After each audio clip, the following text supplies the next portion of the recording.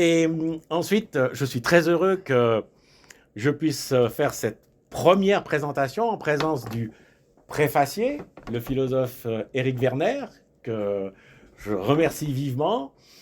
Euh, Éric Werner faisait partie de mon jury de thèse, donc c'est dire que notre contact, notre amitié remonte à, je dirais, un certain nombre d'années déjà. Et je suis également très heureux d'avoir avec nous ce soir le postfacier, le commandant de corps Dominique André, que j'ai aussi eu le plaisir de rencontrer il y a déjà un certain nombre d'années. Et je vous remercie tous les deux d'avoir fait des textes qui m'ont comblé, tant pour la préface, tant pour la postface. Et je pense que pendant la discussion, Éric, Dominique, vous aurez l'occasion de dire quelques mots. Alors, guerre en Europe, gang contre milices privées, avec on va dire une couverture légèrement accrocheuse. Et donc, plutôt que de vous raconter le livre, parce que si on veut le vendre, c'est aussi pour que vous ayez le plaisir de le lire, je vais un peu vous expliquer la démarche qui m'a conduit à écrire ce petit livre. D'abord, quand on a commencé quand les experts, on va dire les experts qui nous avaient une année et demie auparavant annoncé que l'armée russe était en déroute, qu'elle allait perdre la guerre, qu'elle réparait ses chars avec des pièces de lave-vaisselle et que donc les Ukrainiens allaient sans autre se retrouver devant Moscou avec une armée qui se serait repliée au-delà de l'Oural, etc., etc. Soyons conscients que ces mêmes personnes nous disent maintenant que la Russie est prête à attaquer l'Europe, etc., etc. Donc voilà. Et ce qui me titillait le plus, c'était de me dire, l'histoire ne repasse pas les plats.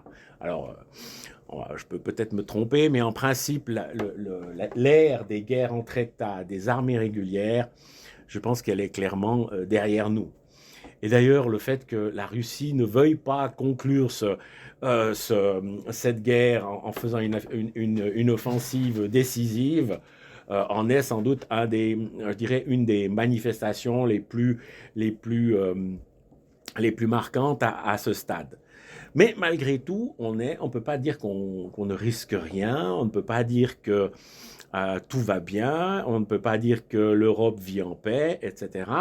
Et donc la question qui se posait, c'est quel type de schéma belligène est en place en ce moment en Europe? Si on dit que oui, on peut bien prendre des précautions face à un éventuel retour en force de la Russie, ce à quoi je ne crois pas beaucoup, on pourra y revenir, mais on a un autre schéma belligène qui est bien présent dans nos sociétés, c'est celui des marges en révolte et des masses pacifiées, désarmées, fiscalisées, et qui sont là, au fond, pour se faire rançonner.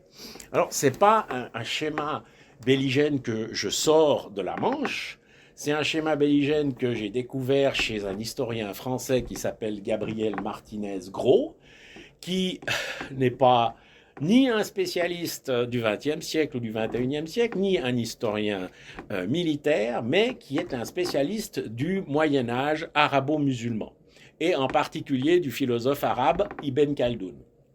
Et lui, ce qu'il met en évidence, donc Martinez-Gros, c'est que pour Ibn Khaldoun, le schéma de l'État dans cette région du monde, il n'a rien à voir avec le nôtre en Europe.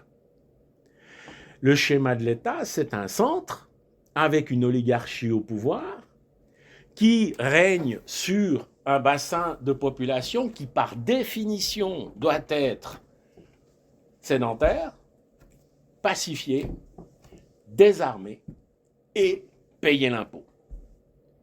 Et la question qui se pose, c'est alors dans ce schéma-là, cette oligarchie qui, elle, ne provient pas de ce bassin de population, hein, elle provient d'invasions antérieures, et Gabriel Martinez-Gros le montre de manière tout à fait rigoureuse dans ses travaux. Alors la question se pose, mais alors, quelles sont les forces qui vont être les forces de maintien de la sécurité, quelles sont les forces qui vont au besoin faire la guerre, quelles sont les forces qui vont exercer la coercition, parce qu'en principe, les gens ne payent pas l'impôt comme ça de plein cœur. Il faut quand même qu'ils y trouvent, si ce n'est un intérêt, au moins alors une certaine pression. Et c'est là qu'il montre que pour le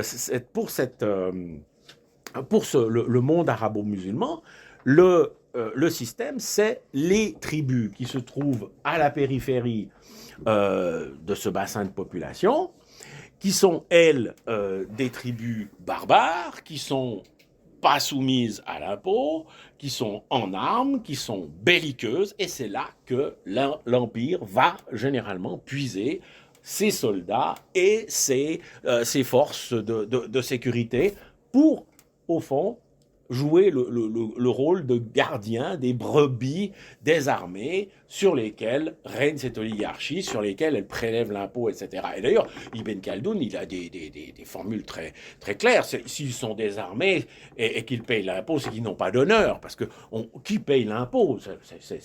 C'est les soumis, les gueux, c'est pas les hommes, alors que les hommes de la périphérie, eux, ce sont des vrais guerriers, etc. Et toute la pour terminer la réflexion de Ben Khaldoun traduite par Martinez-Gros, c'est que tout l'art de l'Empire, c'est de maintenir la discorde entre les tribus, de jouer les unes contre les autres pour être en sécurité et ne pas se voir se retourner l'ensemble des tribus contre l'oligarchie en place.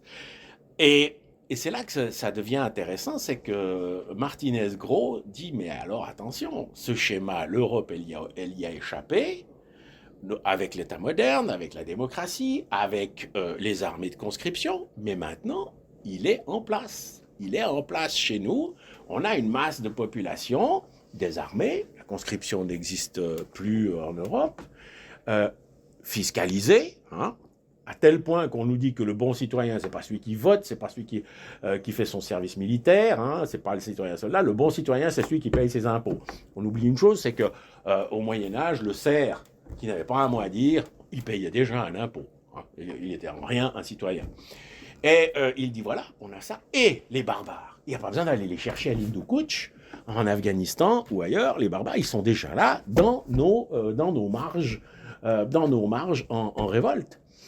Et on peut dire que la situation, particulièrement en ce moment, elle ne fait que confirmer ce jugement. Et donc ça, depuis longtemps, j'avais déjà mentionné ce schéma belligène dans des précédentes publications, mais là, j'étais de plus en plus, on va dire, centré sur cette dynamique, et ce qui m'a, au fond, convaincu que, au fond, on pouvait vraiment l'envisager de manière très concrète comme une possibilité de guerre en Europe, c'est l'attaque du Hamas du 7 octobre 2023. Alors, précisons que quand je vais parler du Hamas et de Israël, je fais une analyse tactique, stratégique, en rien, je dis bien, une caution ou une espèce de justification du génocide en cours en ce moment à Gaza, qui est absolument inqualifiable. Et donc là-dessus, je ne transige absolument pas. Mais revenons à la situation de l'attaque du Hamas. Et donc là, j'ai essayé de faire un peu une projection en disant, mais au fond, le Hamas, c'est quoi? C'est pas un État. C'est une périphérie de l'État d'Israël, hors de contrôle. C'est une périphérie hors de contrôle, en révolte, face à un État de plus en plus sécuritaire, de plus en plus autoritaire, Israël. Et à un moment donné, cette banlieue chaotique, elle lance une opération militaire. Et quel est le but de cette opération militaire? On voit bien qu'on n'est pas du tout dans un schéma de guerre régulière ou de guerre conventionnelle. C'est quoi? C'est prendre des otages et détruire les infrastructures de surveillance de l'armée israélienne. Donc là, je me suis dit, là, on a un schéma qui peut se reproduire en Europe. Alors, en Europe, on n'a pas des banlieues qui sont politisées comme la bande de Gaza. Mais on a les banlieues où d'ores et déjà le crime organisé, les gangs font la loi, ont un système économique qui fonctionne très bien via le trafic de drogue, et d'ores et déjà maintenant, ils font régner la terreur dans leur région, mais aussi lorsqu'ils se déplacent à l'intérieur des grandes villes. Et Martinez-Gros dit, ça c'est la logique producteur-prédateur. C'est une dialectique meurtrière parce que plus les producteurs produisent et plus les prédateurs sont violents parce qu'il y a de plus en plus de choses à prendre et à saisir. Et donc, c'est à partir de là que j'ai commencé à raisonner et j'ai rassemblé à partir de là d'autres réflexions précédentes où je disais, là, en ce moment, ce qui domine, c'est la guerre irrégulière et les formes d'organisation militaire irrégulière. Et j'ai rajouté à ça régulière et criminelle. Et à l'heure actuelle, en Europe, il est de plus en plus difficile de faire la distinction entre des forces criminelles et des forces irrégulières pures. Donc, on a vu la récente attaque des prisons françaises, c'est parfaitement orchestré. Je vous rappelle que début 2019, on a eu un raid de 200 véhicules de Tchétchènes contre une banlieue de Dijon parce que un jeune Tchétchène qui voulait vendre de la drogue a été molesté par les dealers maghrébins qui ne voulaient pas qu'on vienne sur leur territoire. Et ça a duré, je crois, 2 à 3 jours de fusillade. On a attendu qu'il n'ait plus de munitions, puis ensuite, la police et l'armée sont entrés dans le quartier. On n'a pas eu ce genre de considération avec les gilets jaunes en automne 2018, soit dit en passant. Donc, la dimension irrégulière de la guerre, la dimension criminelle, est, selon mon analyse, devenue dominante. Elle est devenue dominante et elle remplace l'ancien modèle de la guerre régulière, des armées régulières et de la guerre entre États. Et c'est pour ça que j'ai dit, on a de la peine, nous, en Europe, à penser en dehors de ces barrières mentales. Une guerre, c'est forcément entre États, c'est forcément sur la base d'armées régulières. S'il y a des irréguliers, c'est pour faire des coups de main, etc. Mais l'essentiel, c'est une armée régulière. Et donc, on lit le conflit entre la Russie et l'Ukraine uniquement sous cet angle-là. Et à l'heure actuelle, qu'est-ce qu'on dit? Il faut se réarmer parce que la Russie risque de nous attaquer. Et on oblitère totalement la réalité qui est déjà à l'œuvre en Europe. Et on n'est pas capable de penser la guerre, qu'il peut y avoir la guerre sans État. Parce que mettre les affaires de gangs, de fusillades entre gangs, de règlement de compte, de trafic de drogue, au point où les gouvernements sont désormais sous pression, ce qui est sous menace, ce qui est le cas en Belgique et aux Pays-Bas, déjà en ce moment. Dans le même sens, je ne sais pas si vous avez lu le rapport du Sénat français sur le trafic de drogue, c'est plus qu'alarmant, hein, c'est plus qu'alarmant. Donc il n'y a pas besoin d'aller chercher un ennemi du côté de Moscou, de Saint-Pétersbourg ou au-delà de l'Oural. Donc là, les forces belligènes, elles sont là, elles sont sur place. Donc après, à cet aspect-là, donc cette dimension irrégulière, cette dimension criminelle qui au fond on fait fusion, s'ajoute la volatilité du mercenariat. Alors ça n'a rien de nouveau. Le mercenariat, il suit les évolutions de l'histoire. Au Moyen-Âge, on a un mercenariat qui est déjà volatile comme maintenant. Donc les bandes qui sont démobilisées dans les intermèdes de la guerre de 100 ans se transforment immédiatement en brigands qui vont rançonner une région entière. Et même, à un moment donné, ils sont récupérés par un grand féodal pour mater une population ou une ville qui aurait des velléités d'indépendance, d'autonomie. À ce moment-là, on ne parle pas de ça, on parle de privilèges. Et donc, de ne plus payer l'impôt aux grands seigneurs qui contrôlent une région qui était déjà pratiquement plus grande que la Suisse à cette époque. Et donc, on a différents types de mercenariat qui sont toujours liés à, au fond, la forme du marché. Quand le marché est anarchique, c'est-à-dire que au fond, on va vers celui qui est capable de vous payer, de peu importe, alors on a un mercenariat anarchique. Et après, au moment où l'État commence à se solidifier, on va avoir les premières armées permanentes à base de mercenaires qui commencent après la guerre de 30 ans par être soldés de manière plus ou moins régulière et donc à garantir des armées d'État. Et puis ça va aller jusqu'à la Révolution française, les fameux régiments suisses, hein, les régiments capitulés, ça n'avait rien à voir avec une capitulation au sens d'une reddition, mais c'était la forme du contrat. C'est un contrat entre un recruteur et le roi de France qui vise le paiement. Donc, à ce moment-là, on a un mercenariat parfaitement intégré dans l'outil militaire qui fait office de troupes régulières. Et maintenant, ce qu'on voit, c'est qu'on a de nouveau cette liquéfaction du marché, le fait qu'on a besoin de mercenaires en Afrique pour faire tourner les mines de diamants, on en a besoin dans d'autres pays pour les mines ou pour protéger les grands trafiquants de drogue en Colombie. On a des mercenaires qui viennent d'anciennes unités militaires comme par exemple les Zetas au Mexique. Donc on a un phénomène mercenaire qui est complètement erratique, complètement, je dirais, à la solde de celui qui pourra le payer. On a vu ça avec la chute de la Syrie. Tout d'un coup, on a une fédération d'un certain nombre de mouvements djihadistes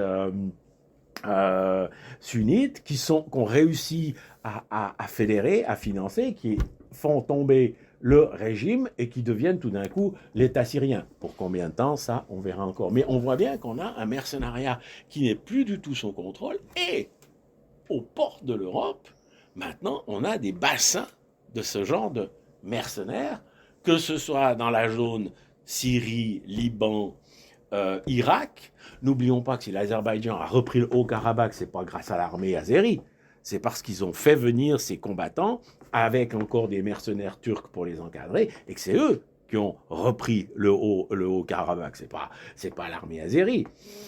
Donc on a déjà ce genre de schéma à l'heure actuelle dans la guerre russo-ukrainienne. Du côté ukrainien, on prend tout ce qui tombe. Puis du côté russe, on a quand même intégré des forces irrégulières, les milices tchétchènes, les Wagner, les Nord-Coréens, etc.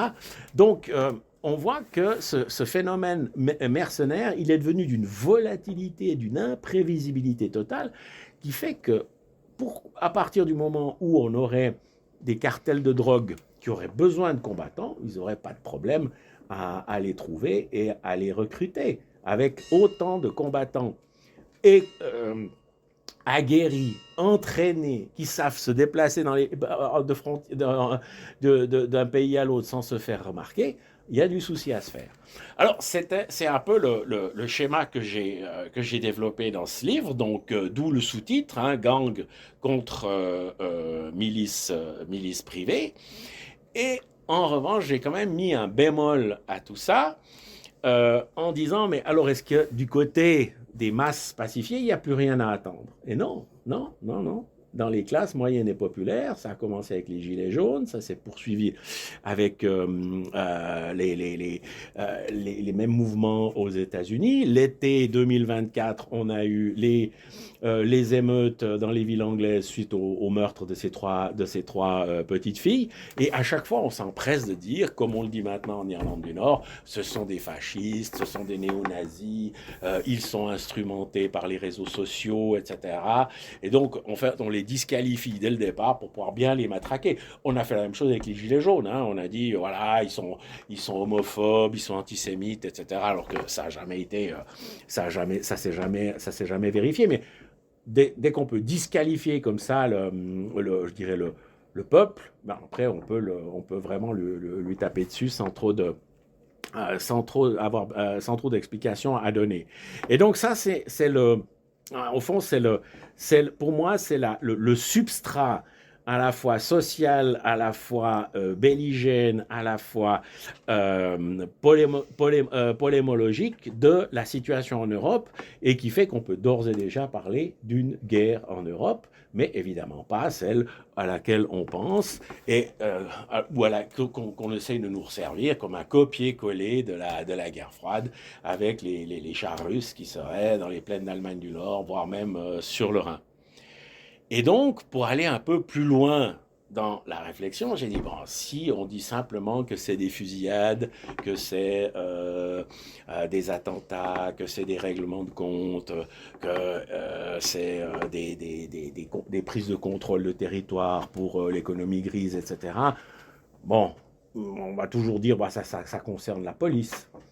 Mais j'ai repris les grandes opérations irrégulières qu'on a tendance à oublier, ou surtout à ne pas trop étudier, et c'est les fameux sièges urbains.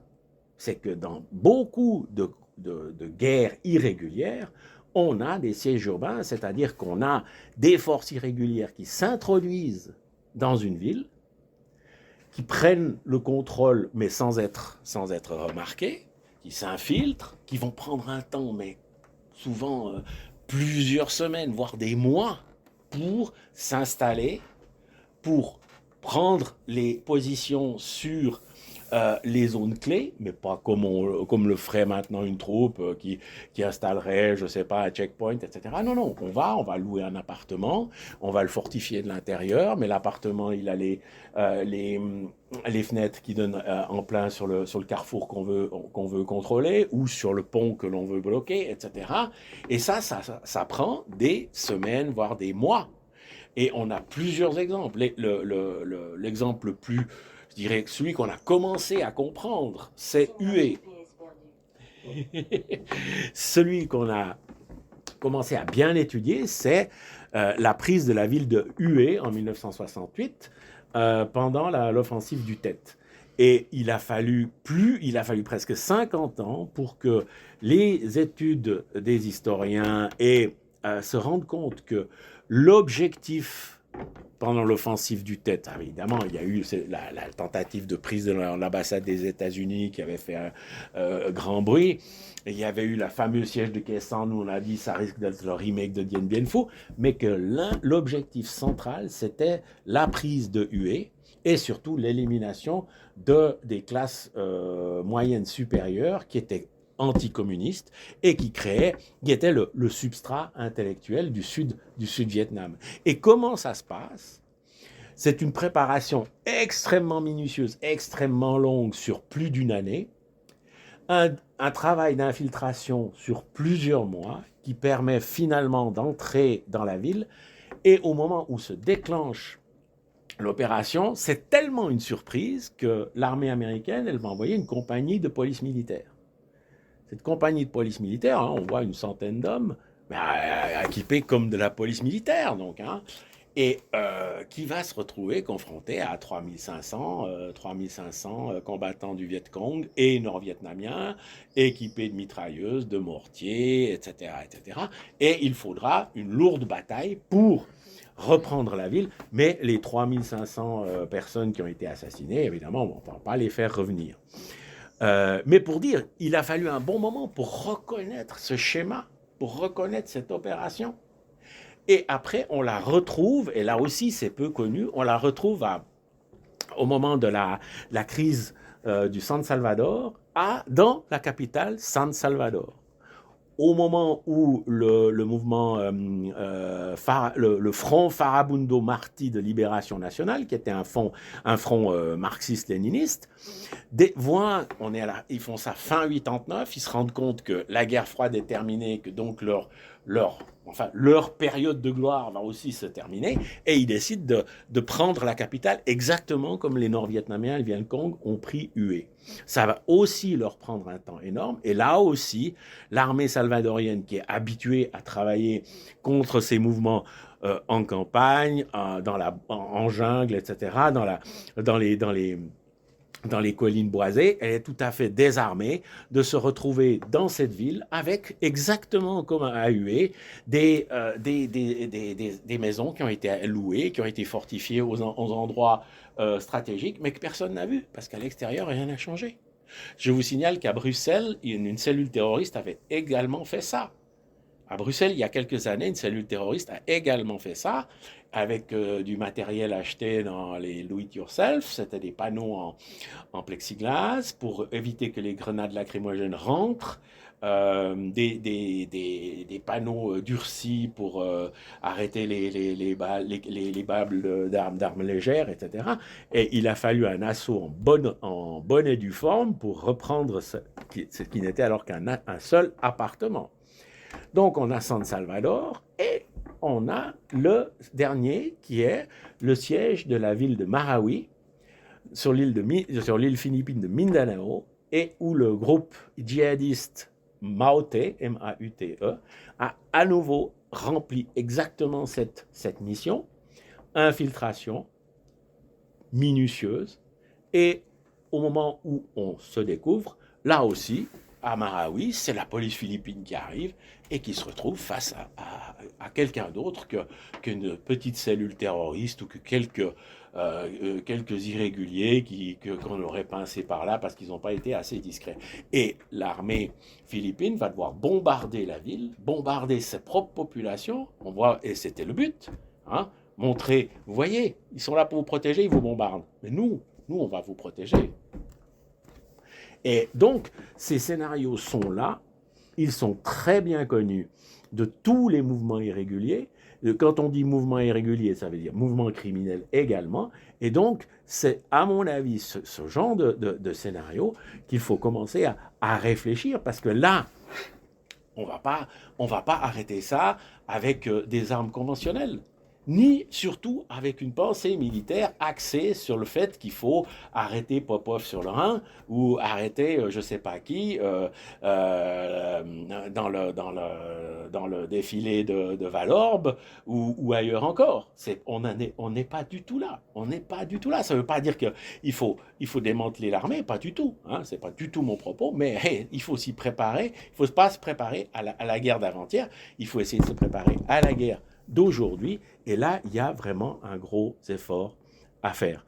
Alors, je vois que j'arrive au bout de mon temps de parole, je m'arrête là, mais évidemment, je suis à votre disposition pour toute remarque et toute question.